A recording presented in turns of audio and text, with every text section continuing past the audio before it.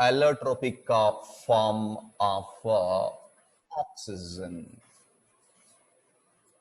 One important another form of dioxygen. Means here O2 and O3 are the allotropic form of oxygen. Dioxygen and trioxygen, that is ozone. Generally, this ozone layer is a very protective layer. It reduces the unnecessary liberated ultraviolet radiations which are coming from the sun, which are protects easily by using one protective layer. That layer name is ozone, O3. Here from the earth surface, this is the earth surface. From the earth surface nearby 20 kilometers, like nearby 20 kilometers by atmospheric concentrations, by atmospheric changes. Here nearby 20 kilometers, this oxygen is to react with nascent oxygen. It forms O3. Generally, it forms a protective layer like this, which are liberated from the sun, that is UV radiations, which are liberated from the sun. These radiations are UV radiation concentration is reduced by this O3 layer. O3 layer. So right now we are using so many chemicals and so many organic compounds, and also some gases liberated by jets, rockets. So the jets, rockets and some organic compounds produces, like these jets produces oxides of nitrogen, like nitric oxide, nitrogen dioxide, like gases are produced, mainly this gas. This nitric oxide liberated by the complete combustion of these fuels by using acids, it produces NO. That NO nearby ozone layer, here nearby ozone layer, NO reacts with O3, means this O3 generally produces oxygen, decompose, produce oxygen and nascent oxygen atom produced. This is O3 is unstable, easy to decompose, and it produces oxygen and nascent oxygen. That nascent oxygen react with these nitric oxide, forms a nitrogen dioxide. Means the thickness of the ozone layer, the thickness of O3 layer decreases due to the gases liberated by the jets or the rockets, or by using some freons. Already in haloalkanes and halorines explained to you.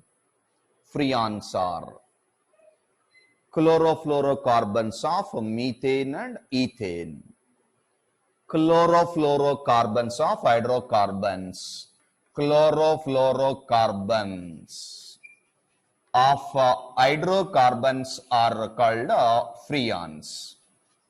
So these freons and these gases, liberated gases in atmospheric air, by using all these, it reduces the thickness, then it creates thickness decrease, it creates some holes nearby this ozone layer. Directly this ultraviolet radiations entered into this atmospheric air. Such radiations is to affect the human system or the animals or the plants. Some skin diseases takes place. About this ozone layer depletion, in 11th standard in environmental science, environmental chemistry, one of the most important question it is, explain the ozone layer depletion, how it reduces the thickness of the ozone layer. So your thickness of the ozone layer reduced by using the gases produced by the jets, like main is this, These are not, these are main NO, nitric oxide and freons. For objective main important, what are the gases or the chemicals are responsible to decrease the thickness of the ozone layer? So your ozone molecule is not stable, unstable, easy to decompose. It creates a nascent oxygen and react with NO. It creates nitrogen dioxide. This nitrogen dioxide again responsible to create acid rains. So the obtained NO2 react with water, moisture, gives nitric acid HNO3. Or carbon dioxide react with H2O, that is H2CO3, carbonic acid. Or sulfur dioxide react with H2O, it gives sulfurous acid. These are the some important acids which are reacted with the water produced by the rain. It creates some acid, that's why these are called acid rain. That acid rain mainly contain like carbonic acid, sulfurous and nitric acid. Gases are the responsible are here NO2, CO2 and SO2 gases for acid rain. So about this ozone layer depletion and here acid rains clearly explained first year. In first year about all this clearly in environmental science, environmental chemistry explained. Here thing is in second year about O3, ozone molecule, how to prepare this O3 molecule. In the laboratory and industrially how to prepare. And some important uses and some important chemical properties of this ozone. So here allotropic form of oxygen is O3, that is ozone. This ozone is prepared by using silent electric discharge. Silent electric discharge required here to prepare ozone molecule. So here in unsaid textbook given about a silent electric discharge, what is the meaning and why we can use silent electric discharge? By slow passing of electric charges, not thermal decomposition or thermal heat. So the main use of the silent electric discharge means to prevent the decomposition of O3 molecule. For that purpose, we can use silent electric discharge. So in this one apparatus, ozonaires, we can take oxygen. That oxygen is 3 moles is a gas. This pure and dry oxygen passed through a ozonaire and maintain a silent electric discharge. Silent electric discharge. This silent electric discharge given or the main use to prevent the decomposition.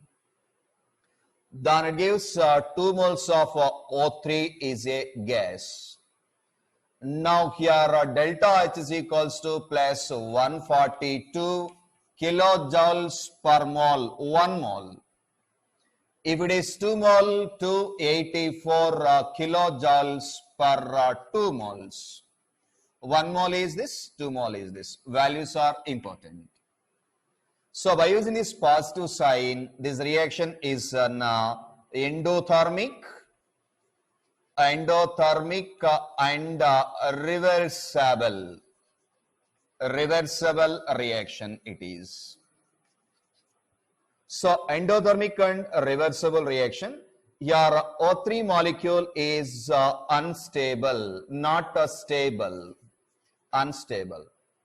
So without any silent electric discharge, if you can use some fast and any other heat decompositions, here again easily this O3 molecule is converted into a O2 molecule. So to prevent that decomposition of O3, again a reverse reaction, to control that and to get the excess amount of O3 molecule, here we can use silent electric discharge. Very, very important point here. Then here in this, it is a gas. Number of moles of the reactants are 3 moles. Here the number of moles of the products are O3 molecules are 2 moles.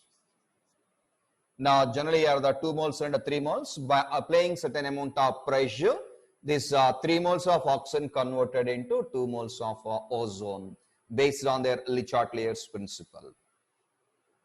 This also we can take here S1 entropy of the ozone molecule and here entropy of the oxygen molecule, entropy of the ozone molecule. This is by using this we can calculate delta S, S2 minus S1. Final state compounds entropy minus initial state by using number of moles we can calculate. And another important method is here your Siemens. It is an additional point. Additional point it is. Siemens and Brody scientists introduced an important term, ozone layer, that is ozonizer. It is by using this ozonizer, the pure and dry oxygen O2 molecule is converted into O3. That is only 10% O3 only we can convert, not 100%. This 10% O3 containing oxygen also, O2 also. Because this dry oxygen is converted into O3, now we can take 10% of O3 only we can convert by using this Siemens and Brody's in the laboratory. This is laboratory method. Now the obtained 10% O3 also containing oxygen, that's why it is called a ozonized oxygen. This is or oxygenated ozone, ozonized oxygen it is. O3 is also called ozonized oxygen, that is 10% O3 and remaining is oxygen is present. Clear? These are the two important methods to prepare ozone molecule.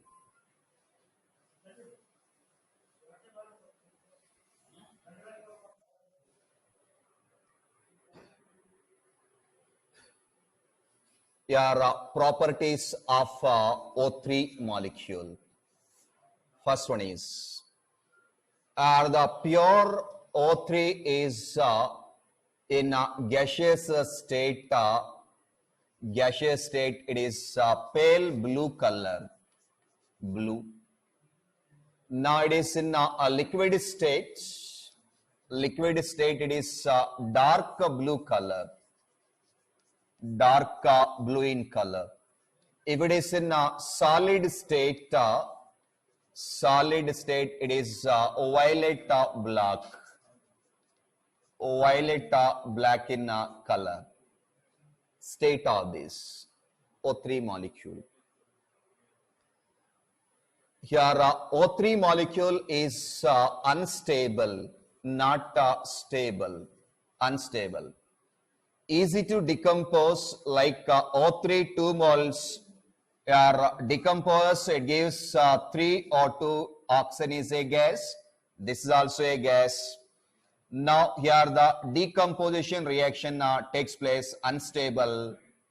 Once we can observe here O2 to O3 is an endothermic reaction, reverse reaction is an exothermic reaction. Clear? Your O2 to O3 is an endothermic reaction. By absorbing some amount of heat, oxygen is converted into ozone. But here O3 is decomposed to this O2 is unstable at room temperature only. Easy to decompose, it gives like oxygen. This decomposition reaction is an exothermic because amount of it is liberated, 142 kilojoules per mole or minus 284 kilojoules per 2 moles. That's why here the delta H is equals to negative. It is an exothermic process. Delta S entropy, that is S2 minus S1. Here S2 means higher value 3 moles are there here, 3 moles. Lower value means initial state 2 moles. That is 1, that is a positive value. By using this simple combination, free energy change, we know delta G is equals to delta H minus T delta S. So this is inorganic part is connected to thermodynamics by using delta H and delta S values. Now delta H is a negative value. This is, we know it is an exothermic reaction. Decomposition of O3 is an exothermic. Now here the temperature, we know here delta S value is positive. Positive into negative? Negative only. So here finally, here it is negative and T into this value. Here negative and negative, temperature is any, either 0 degrees or 2 degrees or 3 degrees or 100 kelvins, whatever it at any temperature, delta G must be equal to negative. Means it is a spontaneous process. Delta G is always spontaneous for the decomposition of negative for the decomposition of this O3 molecule, because here at any temperature, temperature is at any temperature, here delta G is equals to negative. Delta G is equals to negative means it is a spontaneous process. In thermodynamics explaining to you, delta G is equals to negative, that is spontaneous. Delta G is equals to positive, that is non-spontaneous. Delta G is equals to 0, the process is at equilibrium. So in this process, decomposition of O3 at room temperature, it is a spontaneous process because free energy change decreases. While decomposing ozone into oxygen, free energy decrease. That's why it is a spontaneous process. So these are the some important points about O3 ozone molecule. Then some important chemical properties.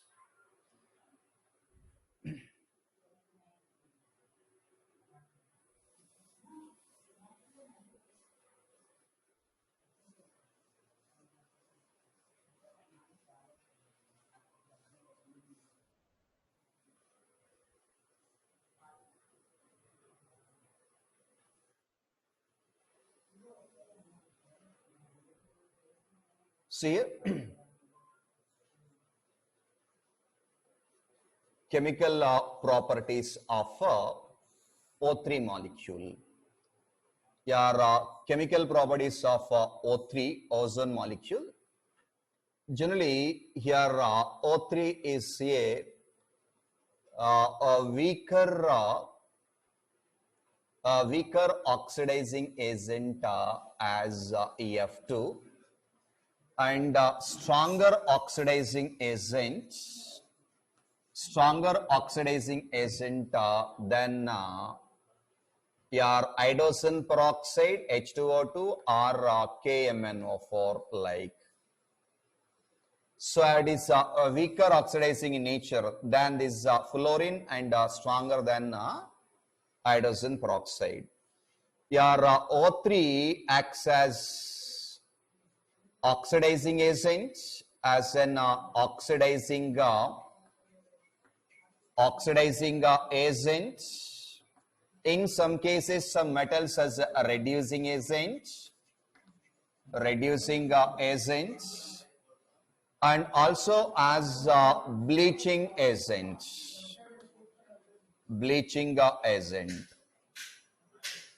So for all these, main important thing is your O3 molecule slowly decomposes. It gives oxygen plus nascent oxygen, dioxygen and nascent oxygen produces.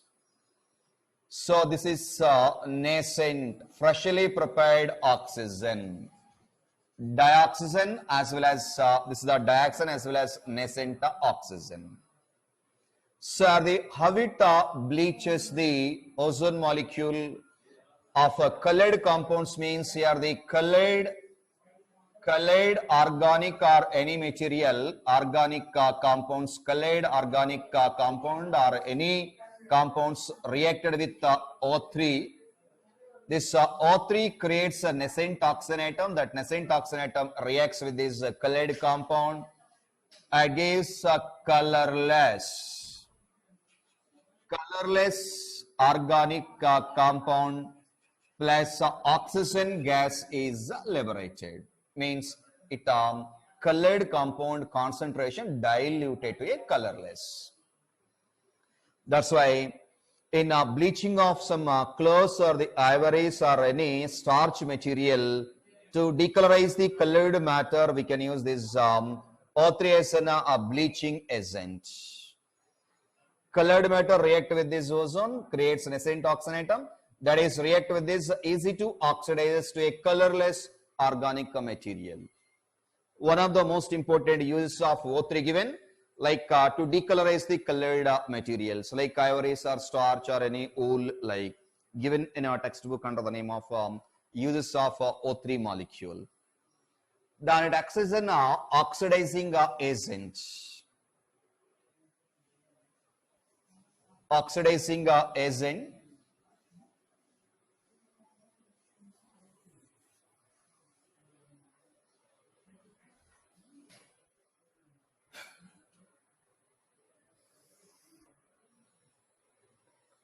It oxidizes PbS lead sulfide to a lead sulfate PbSO4.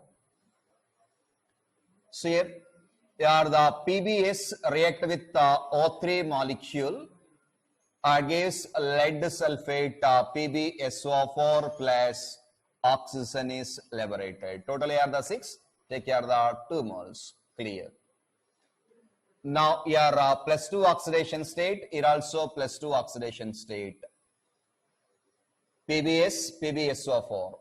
Here in this sulfur is -2, here sulfur is +6. This is the difference. Not in case of lead. Now second thing is here potassium iodide Ki oxidizes to iodine gas, iodine vapors. Now here the Ki reacted with O3 in the presence of water. It gives KOH, potassium hydroxide, plus iodine gas is liberated. That is here 2 moles. Here the 2 KOH. Totally here the 4 oxygen atoms are there, plus O2 gas is liberated. So the iodine gas is liberated. Here it is -1, it is 0 oxidation state. But in both the cases, potassium +1, here potassium +1. Here iodine, we can see iodide -I to 0 oxidation state. -2 to 0 means increases. Like potassium iodide to the iodine gas. And also this O3 in the laboratory we can use to estimate the presence of iodine. Quantitatively we can use to estimate iodine by using this iodine and O3 molecule. It is reacted with sodium thiosulfite. Like the obtained iodine gas is reacted with sodium thiosulfite, it converted into sulfate. The same reaction, it is reacted with same here Na2 S2 O3 is reacted with I2 iodine gas liberated with O3. Gives like the 2 moles are Na2 S2 O4 SO4 OH plus here the 2 NaI is formed. So quantitatively in the laboratory,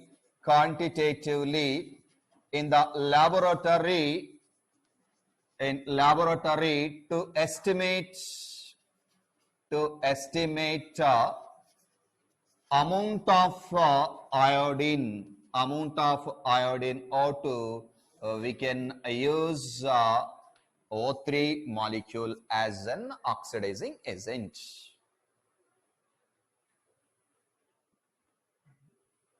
Then here some metals like silver oxidizes as well as reduces some metals.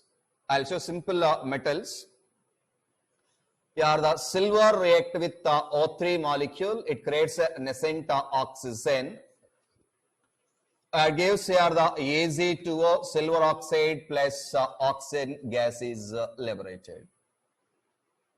Same here, Ag2O reacts with the O3 molecule. It gives like 2 moles. Here 4 Ag, or take direct 2 Ag plus here the 2 O2 gas is liberated. See these two reactions. Self-redox reactions takes place. In one cases, it acts as an oxidizing agent. In another case, acts as a reducing agent.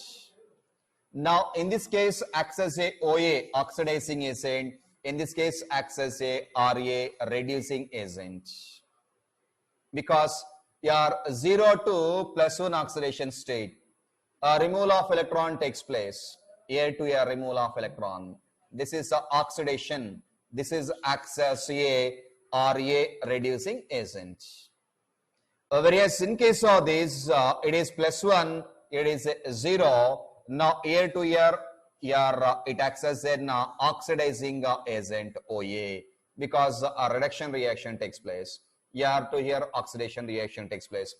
That's what is oxidation, and here a reduction reaction takes place. Both are possible. So depending upon the condition, depending upon the metal or the compound, it acts as an oxidizing agent, reducing agent, as well as bleaching agent. Clear some important properties of ozone molecule, O3. Next one is your structure of O3 molecule. Here ozone contain 3 oxygen atoms like triatomic. Now each oxygen atom we know, your Lewis dot structure for oxygen we know, 6 valence electrons are there, out of 6, 2 are the paired, remaining 2 are the unpaired. So one atom of an element, take as a central element, remaining are the bonded elements like either any one, here or here, take here one unpaired electrons which are connected with one oxygen atom, here lone pair, and here lone pair, here also 2 lone pairs are present. But here this oxygen atom donated pair of electrons to this, because it creates one vacant orbital. Now here it contains 3 lone pairs according to Lewis dot structure. Now this coordinate bond maybe takes place, redistribution takes place here to here, again coordination changes, that is resonance takes place. Resonance is nothing but a redistribution of arrangement of electrons around one atom of an element. Now here resonance form is same thing, is here coordinate bond and here double bond between these 2 oxygen atoms, oxygen and oxygen, there is a double bond, and here the lone pair of electrons are there. Here lone pair, this one lone pair is donated to this oxygen atom. Now this oxygen atom create one vacant orbital. It is easy to receive the electron pairs. It forms a one coordinate covalent bond. In first year in chemical bonding, given resonance structures of O3 molecule, they are calculated as 1, 2, 3 oxygen atom. FC calculated formal charge.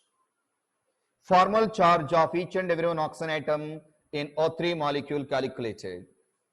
Then here double bond is present here as well as here. That's why here the resonating structure is that double bond is present either maybe between 1 and 2 double bond here, or maybe 1 and 3 maybe double bond exists. This is the resonance structure of O3. Now here how much bond length is there? Here also same bond length. Here bond angle is 117 degrees. Bond length nearly here double bond strength only maximum between these two. How much bond length here? Double bond, here single bond, but here a single bond, double bond. That's why here in O3 molecule between oxygen and oxygen, same bond lengths present between any two oxygen and oxygen. So between 1 and 2, how much bond length is there? 1 and 3 also same bond length. That is due to the resonance. Even though it contains one double bond and one coordinate single bond. This is the structure of O3 molecule, ozone molecule. Last, finally, simple point, uses of O3 ozone.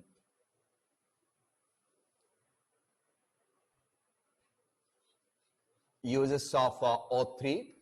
We know right now we are using to sterilize the water. To kill the germs, we can use ozone layer, ozone gas as a disinfectant, as a sterilizer. So it is used as a disinfectant. Disinfectant as a sterilizer. Sterilizer of sterilizing the water. Here it acts as a bleaching agent. Bleaching agent already given to you. Bleaching, how it bleaches, color changes. As an oxidizing agent or a reducing agent. To bleach the silk or the wool or ivory, nothing but here the starch. To bleach some important compounds, organic compounds, we can use this O3 molecule.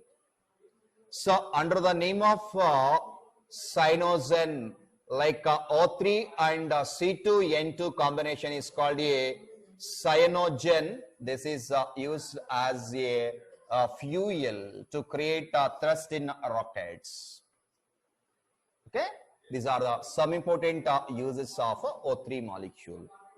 Okay, better concentrate on this ozone. Read from NCERT textbook preparation methods, some important points, properties, physical and chemical properties, and structure and uses of this O3 molecule.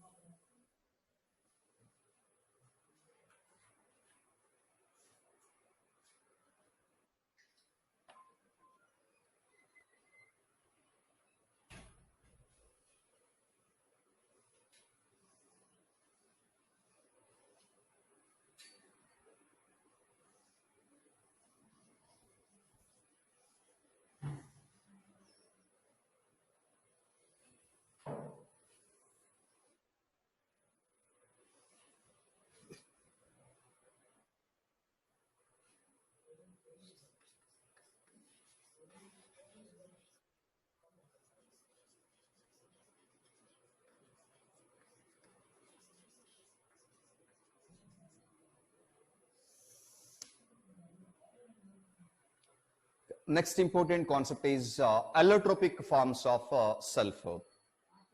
So the sulfur shows or exhibits a variety of allotropic forms. Nearly that allotropic form contain 2 to 16 sulfur atoms are present. Among these some important allotropic forms here, that is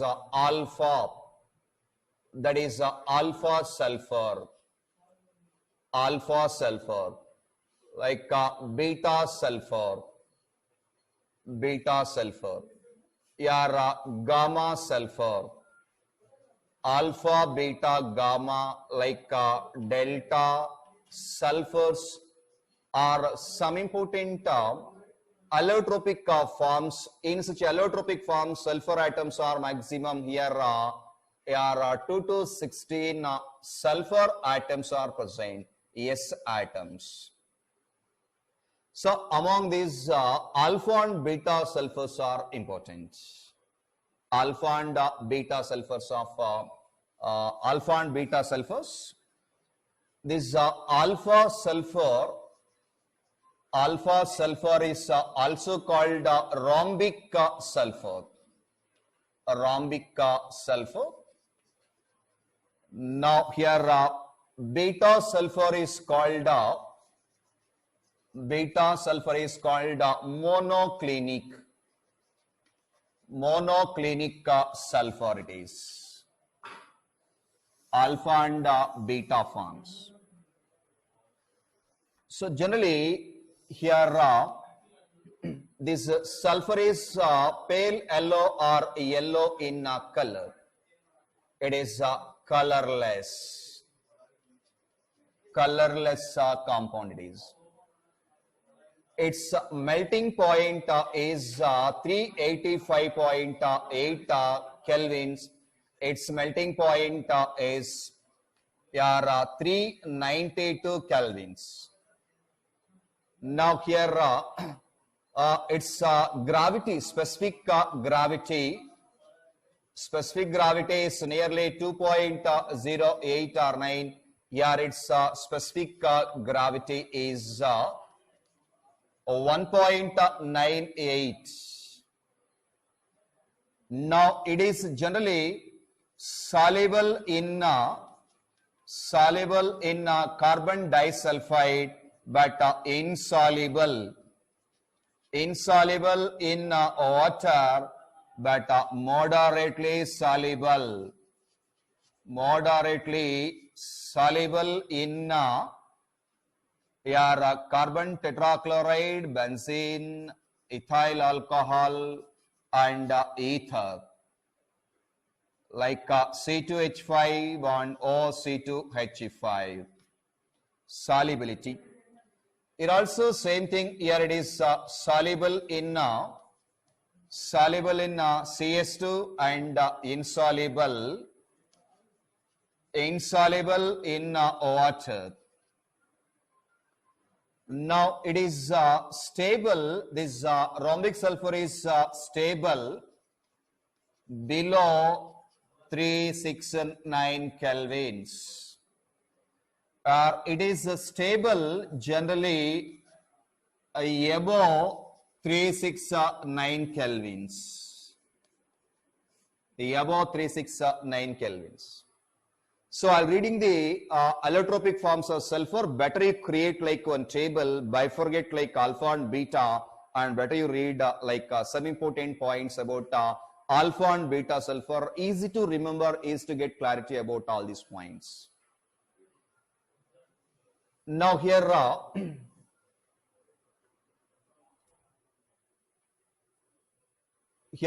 roles of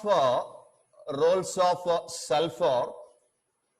Sulfur is dissolved in carbon disulfide and heated at certain temperature. It gives you a yellow color rhombic sulfur. That is alpha form of sulfur. Now the obtained yellow form rhombic sulfur again here heated. Now at a high temperature, it is heated nearly 358 kelvins. It gives a colorless monoclinic sulfur. That is beta form. Small story is there. We can this rhombic sulfur is heated in a dish, and it forms a layer. It creates some small holes. Gases are evaporated. It gives one important colorless monoclinic sulfur, that is the beta form. Here our important small story is just to remember these preparation simple conversions are the preparation methods. Anyhow, this yellow color rhombic and monoclinic are in equilibrium coexist at one particular temperature. That is, here rhombic sulfur converted into monoclinic sulfur. Again, this monoclinic sulfur is converted into monoclinic sulfur. They are the coexisted. That is particularly at 369 kelvins. So this temperature is called at 369. These two are converted one form to another form. This temperature is called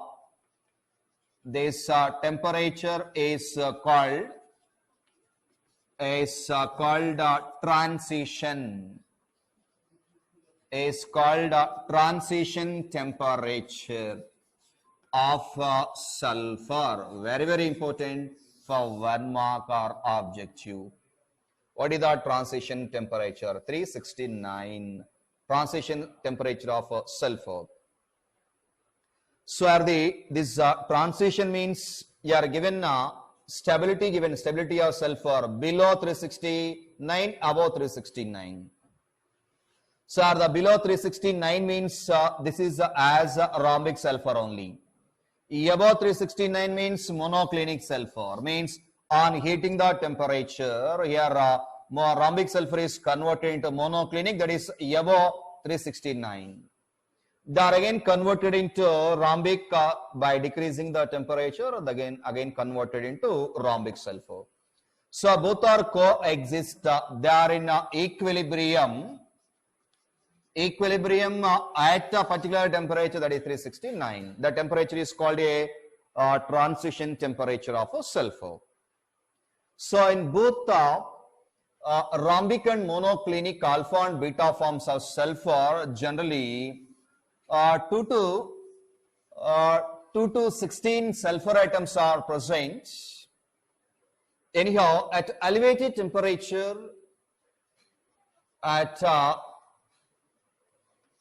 elevated temperature means high temperature, that is nearly 1000 kelvins. There is sulfur exists as S2 dimeric structure, S2 molecule. This is similar to the dioxide or similar to the oxygen O2 molecule, oxygen molecule. Now here the S2 molecule containing S2 molecule between sulfur there exists even a double bond, S2 molecule, and it also exists at certain temperature here alpha and beta forms of sulfur are generally alpha and beta forms of sulfur containing 8 and 6 sulfur atoms, S8 and S6 molecules. Here S2 as the So2 molecule means here the O double bond O is present. Here it is one is sigma bond and one is pi bond. Here the lone pairs are present like. Same here S double bond S. Here one is sigma and one is pi bond. Here also lone pairs are present. But this pi bond is a p-pi bond. This is a sulfur in both are p-pi and p-pi only. It is a paramagnetic in nature. Why it is paramagnetic? Yesterday explained based on MOT. Same here S2 molecule also paramagnetic. Why it is a paramagnetic means here the pi star according to the MOT molecular orbital theory, these pi star orbitals containing 2 electrons, unpaired electrons. So O2 molecule structure explained yesterday based on MOT in In pi star 2px and pi star 2py, here one electron and here one electron, unpaired electrons are there. That's what is a paramagnetic. Similarly, here S2 molecule also a paramagnetic in nature because it contains in pi orbital, pi star 2px and pi star 2py, as it is oxygen, it contains two unpaired electrons. That's what is a paramagnetic in nature. Okay. So finally, here S8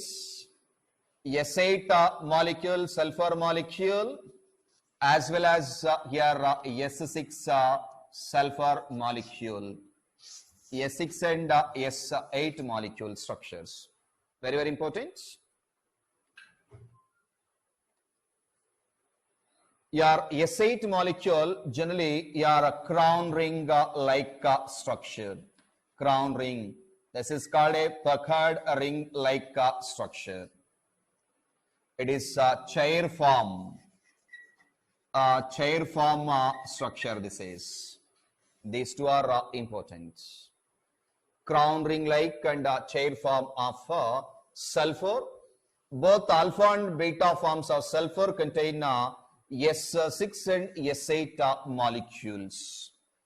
Like this is crown ring like structure. This is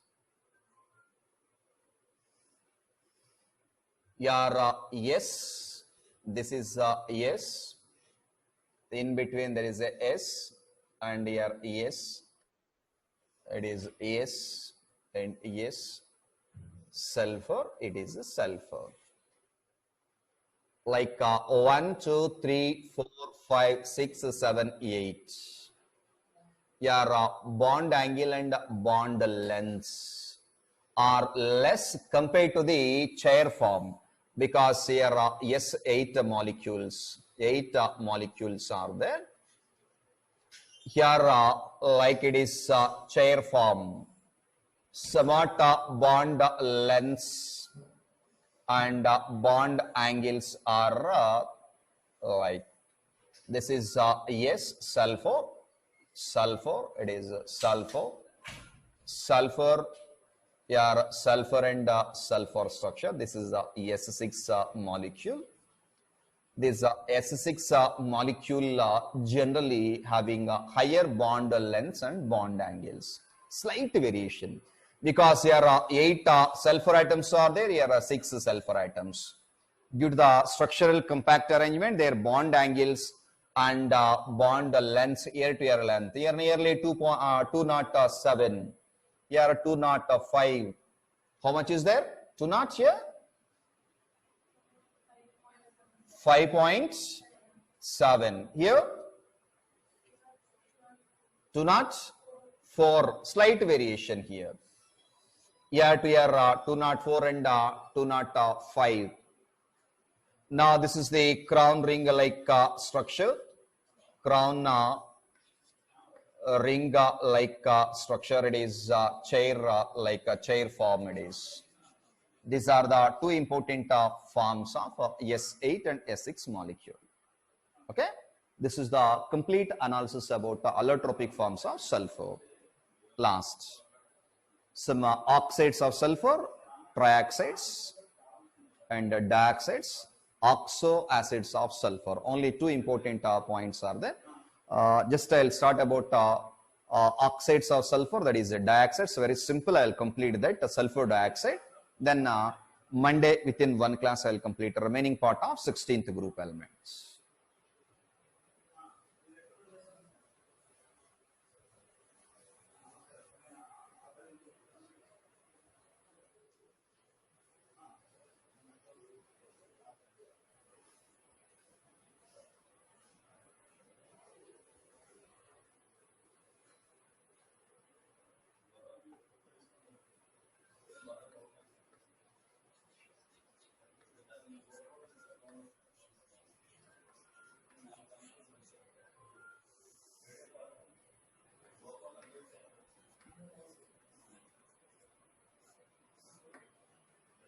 Sulfur dioxides and sulfur trioxide.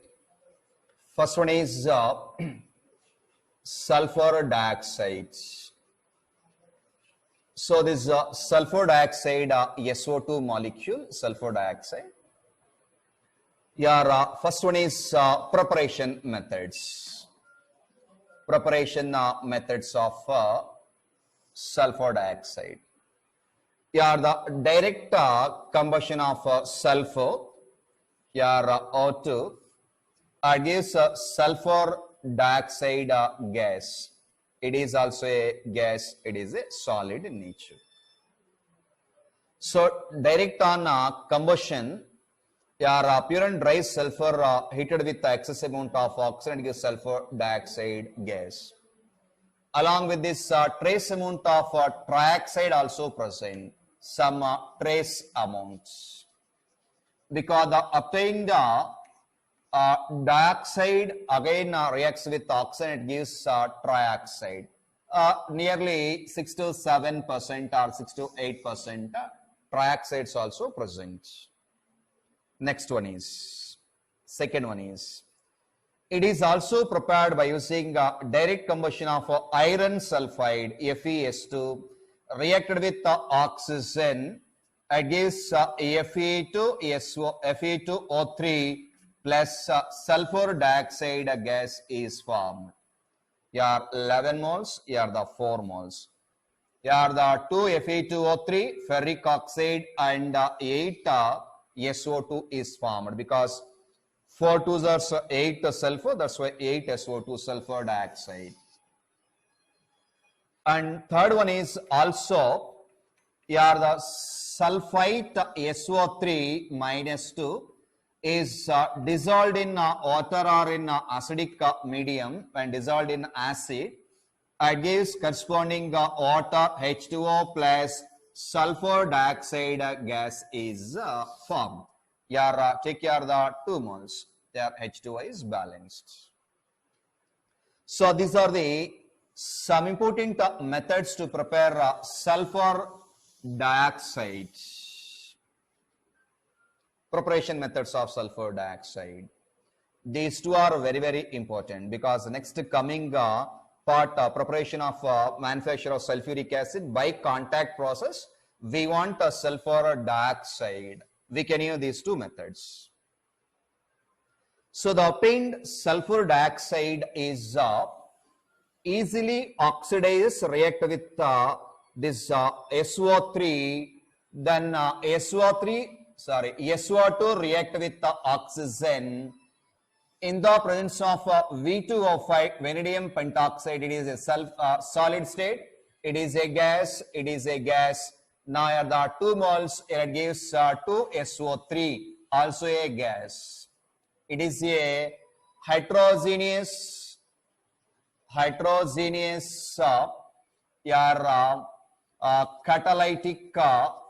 catalytic oxidation of sulfur dioxides to a sulfur trioxide. So here SO2 and SO3 both are prepared. Preparation of sulfur dioxide and sulfur trioxide. Now here the catalytic already in surface chemistry explained. Here the heterogeneous and homogeneous. Two methods, SO2 and SO3 methods completed. About SO2 gas. It is a colorless, pungent smell gas. It is gaseous state. It is highly soluble in water, H2O. It gives sulfurous acid. Now sulfurous acid is the generally obtained by the hydrolysis of acid hydrolysis of SO2. It gives H2SO3 sulfurous acid. Sulfur trioxide is again on hydrolysis. It gives generally H2SO4. It is not a liquid state. It is the dense fumes of sulfuric acid is obtained, not a pure liquid sulfuric acid. Reason behind that in the next unit Next part I will explain what is the reason behind that. Directly we can't use this sulfur trioxide with water. Anyhow, these dioxides and trioxides are readily soluble in water. It gives corresponding sulfurous and sulfuric acid. So, sulfur dioxide gas is the responsible for acid rains. Explained already. Okay? Now, on chemical reaction explained here, oxidation of sulfur dioxides to sulfur trioxides. Then, one of the most important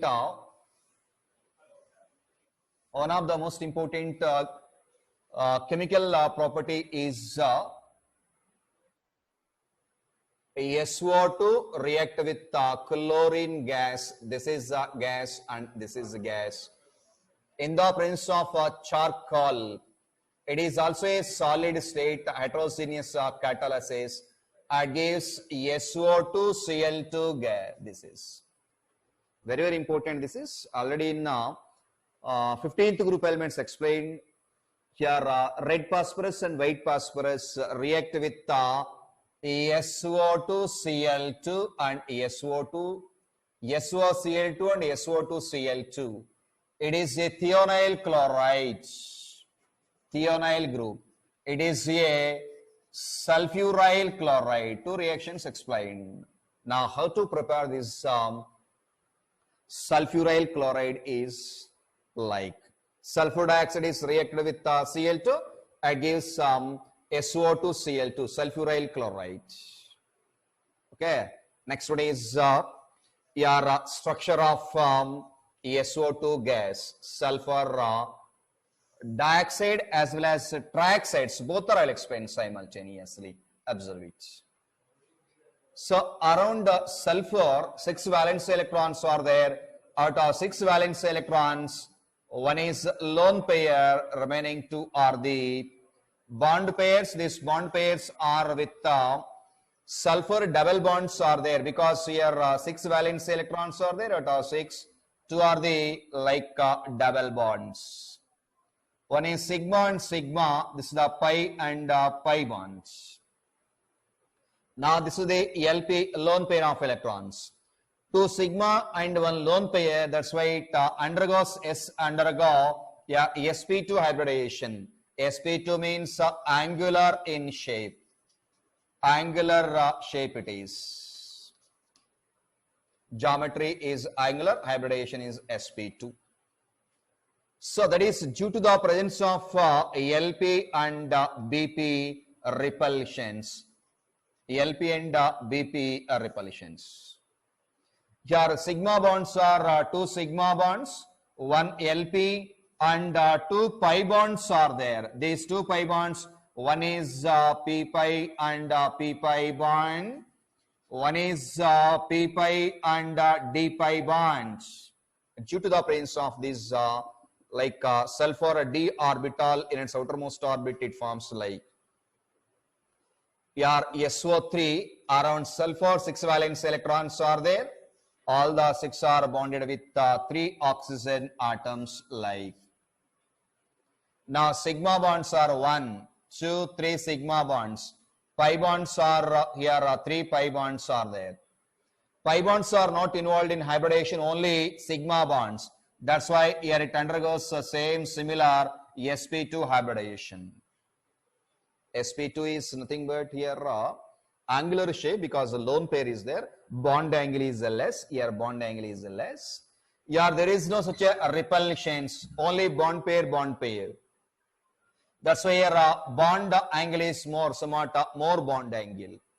Even though here sp2 angular shape, due to the presence of lone pair, there is no such a lone pair repulsion. That's why it is generally trigonal planar.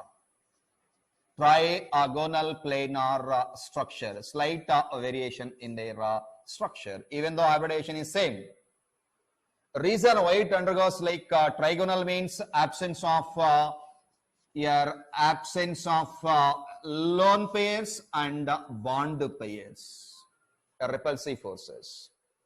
All here bond pair and bond pair repulsive forces are there in SO3 and whereas in case of SO2 both are there, lone pair and bond pair repulsions. Yeah, a total 3 sigma bonds are there and 3 pi bonds are present here. Among these, one is p pi and p pi bonds, remaining 2 are the p pi and d pi bonds are present. This is the complete explanation about oxides of sulfur. And uses of sulfur dioxide, read from textbook. Remaining part is only sulfuric acid, oxo acids of sulfur. It will take 1 hour or 1 class. Monday I will complete this. Okay, almost all 15th and 16th group elements completed. Remaining only one part in 16th group. Monday I will complete that. That's why tomorrow Sunday better you read complete 15th and 16th groups thoroughly from textbook. Okay, take care.